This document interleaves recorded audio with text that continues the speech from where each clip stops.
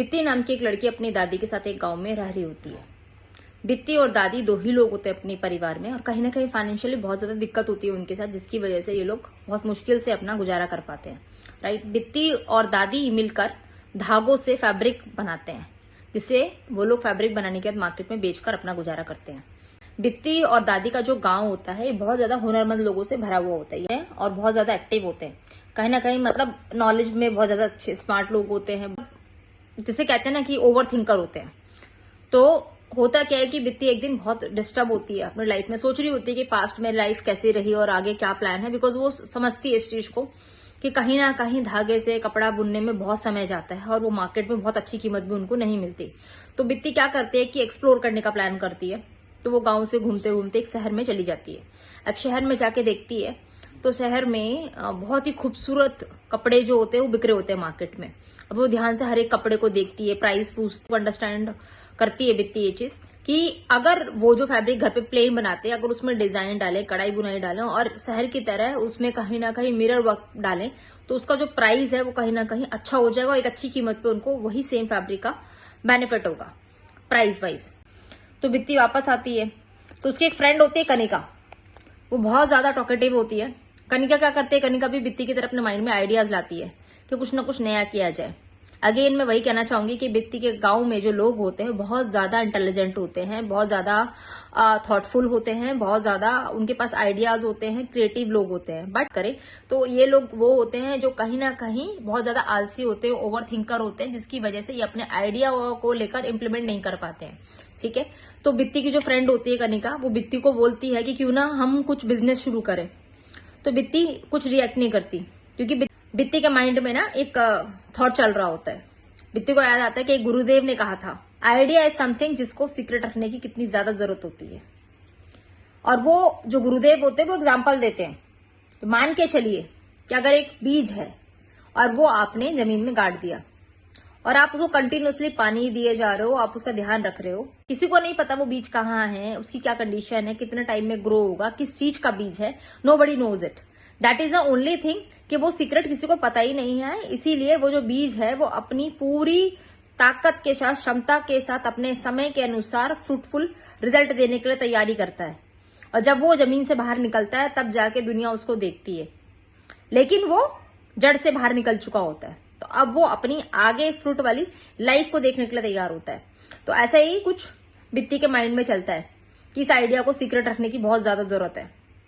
तो बित्ती इस बारे में किसी से कोई जिक्र नहीं करती होती है, क्योंकि मैंने बताया था आपको स्टार्टिंग में कि उसकी दादी जो होती है काफी एज में होती है, तो बित्ती उतनी ज्यादा उनसे बातचीत नहीं कर पाती, बिकॉज वो एक एज में भी है, वो पूरा धागे की बुनाई करके वो एक कपड़ा बना रही हैं। कहीं ना कहीं थकान भी बहुत ज्यादा है और कहीं ना कहीं लाइफ को लेकर आगे स्ट्रेस भी बहुत ज्यादा है, क्योंकि बित्ती की मदर नहीं होती है। राइट। तो बित्ती क्या करती है कि बहुत सोचने समझने के बाद वो रिसर्च करती है, इस पे किताबें पढ़ती है, वो लोगों से मिलती है, गाँव से बाहर निकल के बहुत सारी रिसर्च करती है। और वो बहुत ज्यादा अच्छे क्वालिटी क्वालिटी के आपके मिरर्स लेकर आती है, थ्रेड्स खरीदती है और धीरे धीरे रफ कपड़ों पे कतरन पे उसकी बुनाई करना स्टार्ट करती है।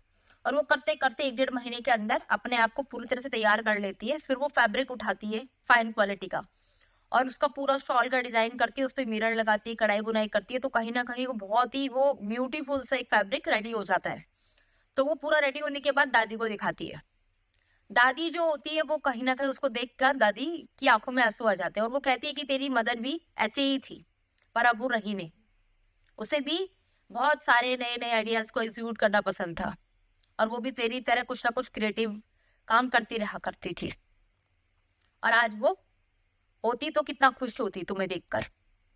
तो बित्ती भी रो देती है। तो बित्ती अब शांति से आगे के फैब्रिक के कपड़े खरीदती है, मिरर खरीदती है, थ्रेड खरीदती है और आगे के 20-25 पीस घर पे रेडी करना स्टार्ट करती है। तो बित्ती को कान में आवाज़ें आती है बाहर से, जो गाँव के लोग होते हैं। क्योंकि बित्ती को कई जगह आगे वो इनवाइट करके जाते हैं पार्टी में चलने के लिए, बित्ती को घूमने-फिरने के लिए तैयार कर रहे होते हैं, तो बित्ती मना कर देती है। इनवाइट करने के बाद भी बित्ती नहीं जाती है। तो लोग इस तरह की बातें कर रहे होते हैं कि अरे उसकी तो एज हो गई है, जवानी बर्बाद कर रही है लड़की, इसका तो कोई रिश्ता ही फिक्स नहीं हो रहा, ये तो शादी ही नहीं करना चाहती, या इसको कोई लड़का ही नहीं मिल रहा है, या ये लड़की बीमार है, कहीं न कहीं सदमे में है क्योंकि उसकी मदर है नहीं, उसके फादर है नहीं। मतलब इस तरह की पॉजिटिव नेगेटिव बातें जो होती है वो चल रही होती है और बित्ती अकेले में बहुत रोती है।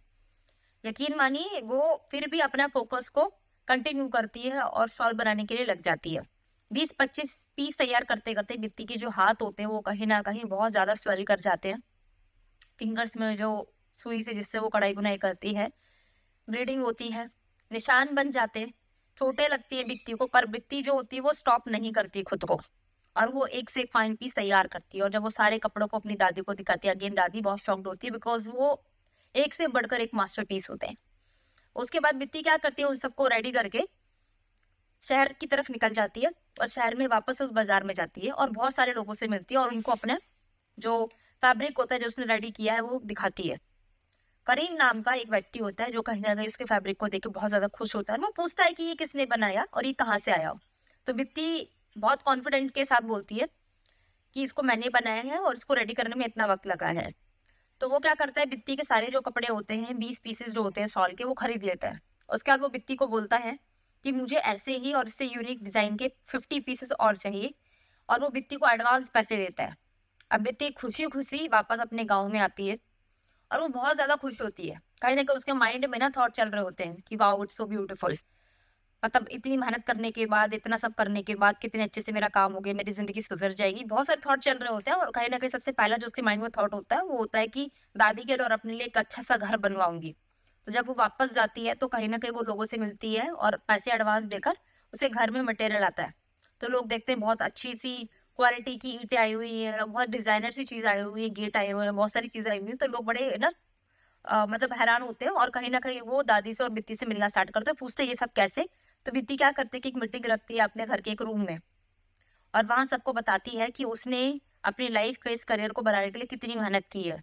कितना समय रात-दिन जाग कर उसने दिया है इस चीज़ को सीखने के लिए और उसके बाद तैयार करने में उसे कितना वक़्त लगा, मार्केट जाके लोगों को कन्विंस करने में कितना वक़्त लगा और मार्केट में डिमांड किस चीज़ की ज़्यादा है, हम किस तरीके से इसको और बढ़ा सकते हैं। तो लोगों को ट्रेंड करती है, नॉलेज देती है और बिल्कुल बेसिक लेवल से जिसे कहते हैं वो लोगों को चीज़ें सिखाती है।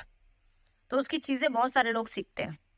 कहीं न कहीं इस स्टोरी से ये चीज़ समझने वाली बात है कि अगर बित्ती भी उन लोगों की तरह होती जो अपने आइडिया सबके में शेयर कर देती, तो कहीं न कहीं उसको भी नेगेटिव पॉजिटिव रिव्यूज़ मिलते हैं सुनने के लिए।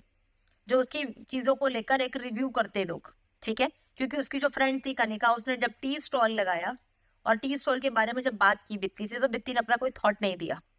मतलब कोई भी आइडिया उसने शेयर ही नहीं किया।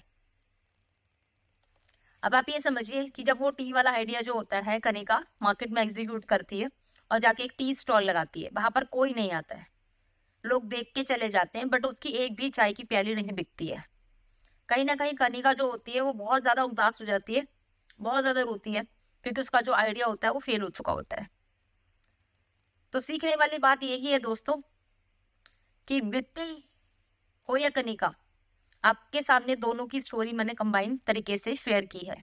तो कहीं न कहीं आपको समझ में आया होगा कि अगर आपने कुछ भी लाइफ में प्लान किया और उसको एग्ज़ीक्यूशन से पहले मार्केट में ओपन कर दिया या पब्लिक कर दिया, तो रिज़ल्ट कनिका जैसा आता है। और बित्ती जैसे लोग जो होते हैं, जो साइलेंटली चीज़ों को चुपचाप से सीखते हैं, अपने करियर को फेस करते हैं और कंटिन्यूअसली अपनी लर्निंग और फोकस के साथ आगे बढ़ते हैं, कहीं न कहीं रिज़ल्ट जो होता है वो फ्रूटफुल होता है। भला ही किसी ज्ञानी गुरु के थ्रू ही बित्ती ने ये चीज़ सीखी, अंडरस्टैंड की और समझा कि प्लान्स को क्यों सीक्रेट रखना ज़रूरी है, ताकि आप अपनी आने वाली ग्रोथ को, सक्सेस को एन्जॉय कर पाओ। क्योंकि फेलियर जो होता है वो एकांत में ही अच्छा लगता है। आप समझिए जैसे कि बित्ती की जो फ्रेंड थी कनिका, उसने जब अपने आइडिया को रखा तो बहुत से लोगों ने पॉजिटिव, बहुत से लोगों ने नेगेटिव रिएक्शन दिया और उसने बहुत हिम्मत करके उस लड़की ने अपना टी स्टॉल भी खोला। लेकिन हुआ क्या? क्योंकि आइडिया सबको पता था। लोगों में पहले से ही एक कियोस्क बन गया था कि चलो जी एक चाय का स्टॉल खोलेंगी कनिका मैडम। और कहीं न कहीं वहाँ जब जाके चाय का स्टॉल देखा लोगों ने, किसी ने अपना ₹1 खर्च नहीं किया उसका चाय का एक प्याली खरीदने के लिए। तो कहीं न कहीं कई दिन तक कोशिश करने के बाद, लगातार प्रयास करने के बाद भी कनिका का जो बिज़नेस था वो एकदम ठप पड़ गया और कनिका को वो बंद करना पड़ा।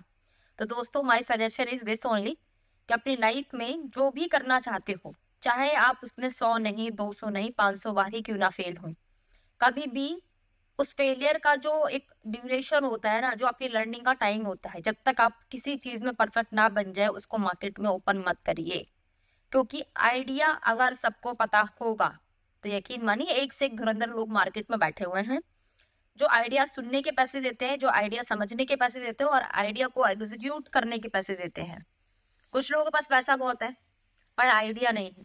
जब आइडिया पता चलेगा आपसे बेहतर बिजनेस वो लोग खड़ा कर देंगे मार्केट में, तो आपको कुछ नया सोचना पड़ेगा।